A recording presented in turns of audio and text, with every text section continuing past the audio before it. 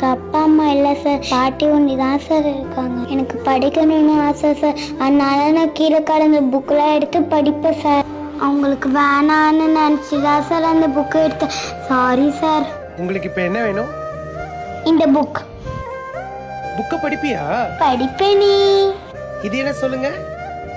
English grammar. Okay, இந்தாங்க. Thank you.